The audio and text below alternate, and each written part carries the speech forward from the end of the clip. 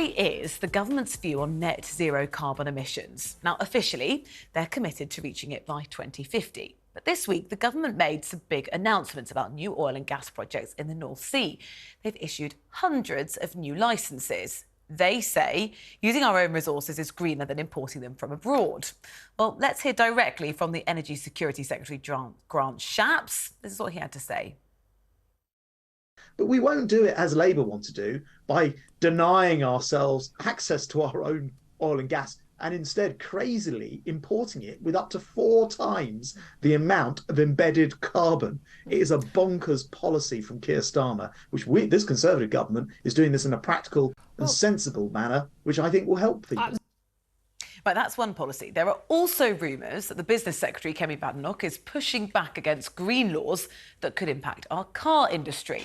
And the former Chancellor, Philip Hammond, claims he warned that net zero could cost the public up to £2 trillion, adding that politicians aren't being transparent with the public about the real cost of net zero. He said delivering net zero by 2050 inevitably means less investment in schools, hospitals, social services and infrastructure beyond the direct requirements of decarbonisation. Add to that Zac Goldsmith's resignation, you'll probably remember, as a minister earlier this summer when he said he was horrified that the government were abandoning green commitments. Are we in a bit of a green muddle?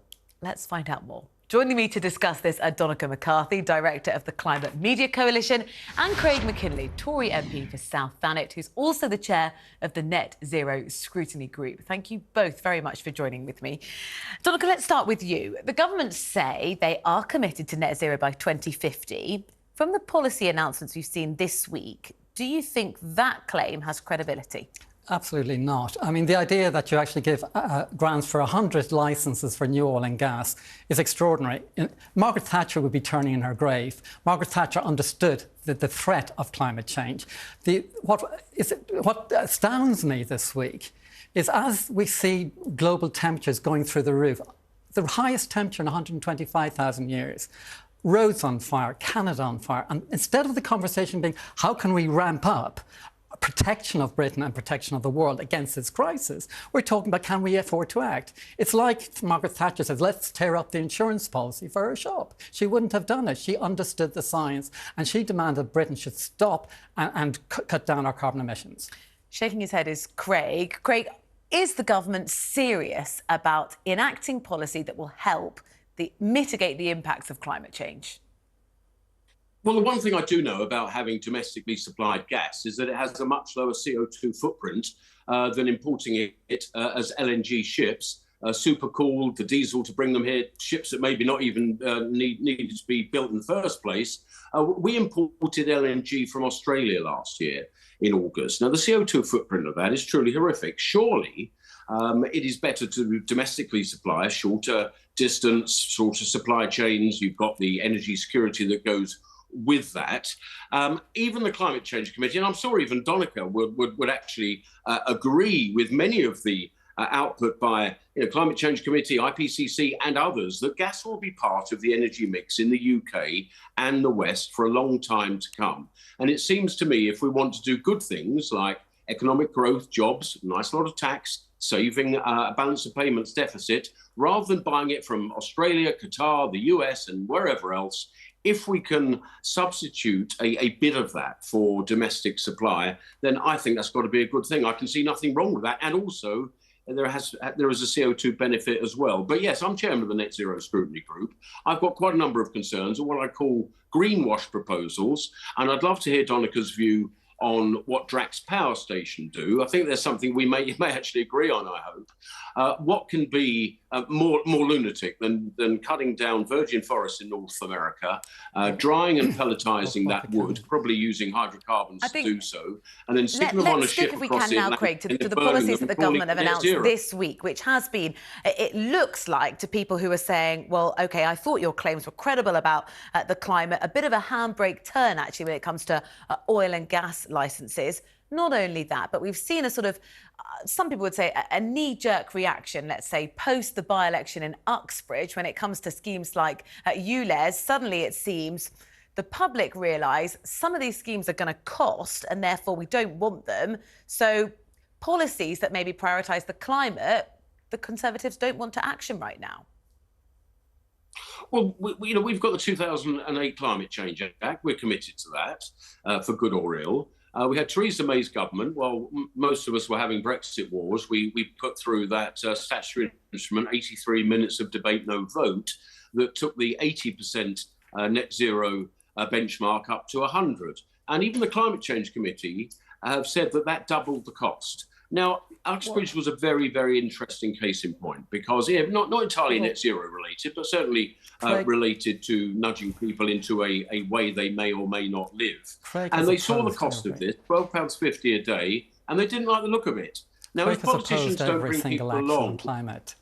Craig has opposed every single proposal to Craig, let's listen to Donnachadh. Craig has opposed almost every single proposal to cut carbon emissions. Where we do agree is, yes, we want to limit the amount of gas we import. But he wants to keep us burning gas in our homes. The Tory government has banned onshore wind, which would have displaced gas imports. Onshore wind is the cheapest, greenest energy in the world, and we're the only country in the world to have banned it. And secondly, the Net Zero Watch Global Warming Policy Foundation fought against the insulation programme for poor people's homes. That meant 9 million households this winter. Oh, sorry, that means 9 million homes this winter paid had to pay extra bills when we had a global fossil fuel crisis. And it goes back to 2013 when the Global Policy Foundation waged war on the green crop, and that cut the insulation programme. Donnachadh, there's a bit of a PR problem, though, isn't there, that the Conservatives or whoever is in government have right now, because they've got to say to the public, look, we want to action these policies that are going to prioritise greener initiatives. But for you, the public, whether that's what type of car you drive, how much it costs to drive it around, your bills, that's going to hit you, the public at home too. Well, I've just actually at the moment, that would have been true 10 or 12 years ago. What has happened in the last 10 years is renewable energy has become the cheapest form of energy available. And what Mackinlay's government did this week was quite extraordinary, is they were investing £20 billion in giving a subsidy to the oil industry to store their pollution. £20 billion to Shell to store the pollution. What we should be doing is investing in storage of green energy, so cheap British energy can keep the lights on day and night, and that's what they're failing to do. The National Infrastructure is a privatised organisation. They have failed to create the infrastructure so that renewable energy projects can't connect to the grid. They made £4 billion last year not to delivering the infrastructure. Again, another failure by the Tory government. Craig, what do you make of the comments by Philip Hammond, who said, look, you're not actually being totally transparent with the public on how much this is all going to cost? Well, let me just pick up a couple of things that Donnachadh just said, because I think they need to be rebutted or at least put into some context. Go ahead. Donnachadh just said that renewables, onshore wind, is the cheapest form of energy. Well, that's absolutely not true. If you delve through the accounts of these wind companies, albeit they're predominantly offshore winds, they're all losing money. The only reason they can keep their heads above water is because they get a lot of government, i.e. taxpayer, bung. And the problem we have with renewables, and I'm hoping we're going to get a bit of agreement here, Donnachadh. Craig, you know that's not true with the latest round. No subsidy for wind. You haven't got a means of storing that energy for when the wind doesn't blow and the sun doesn't shine. We've been storing energy for a century with hydro storage. We've been using electric storage for a century in this country. I think Craig, part of the problem in this here is the public are listening and thinking, I'm hearing so much here that I don't actually fully understand. What I want to know is that the planet is going to be secure and safe for my children, and that my pay packet isn't going to be impacted too much in how to do that. Craig, what is the answer to that? I've got the plan for that, and it does reach us to net zero, but it does it in a more realistic way. And that is we use gas. We use gas as the interim fuel until we roll out nuclear. Because whatever will you may have, the problem of storing excess wind or renewable energy has not been solved. That is the really expensive bit of the conundrum. And if Donnachadh is prepared, that I'm not, to commit thousands of children in the Democratic Republic of Congo to work in conditions of unspeakable human misery to dig up cobalt, then I don't want to be part of that, thank you. What I want is a hybrid interim fuel as we roll out nuclear. But we can have these debates for as long as you like, but we produce 1% of global CO2. You've got China have outputted Craig, in the last 8 nuclear years energy is 3 times more expensive. More than the UK. Nuclear energy is 3 times more expensive than fossil fuels. Give Donnachadh space to speak. Thank you. Craig, you know as well as I do. Well, he's not really giving me much space to speak.